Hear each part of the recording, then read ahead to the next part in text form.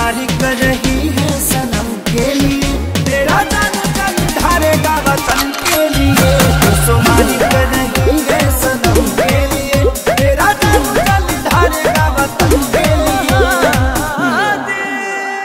ओम नमः शिवाय, ओम नमः शिवाय, ओम नमः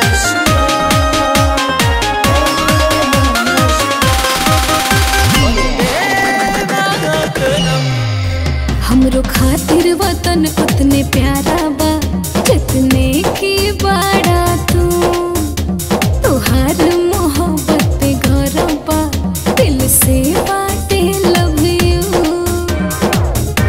कि चिरई जैसन चहके देसी है बा दिलवा के अरमान।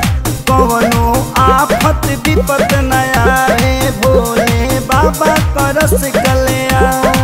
हमेशा शक्ति दे तुम्हें महादेव नेक कर्म के लिए। तू सुमारी कर रही है सनम के लिए, तेरा जान जल ढारेगा वतन के लिए। तू सुमारी कर रही है सनम के लिए, तेरा जान जल ढारेगा वतन के लिए।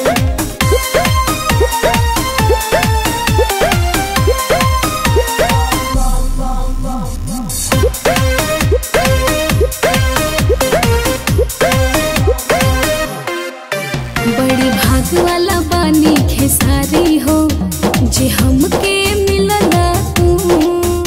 माँ भारती के बेटा के नामे हम मंगिया में लगाएब सिनूर।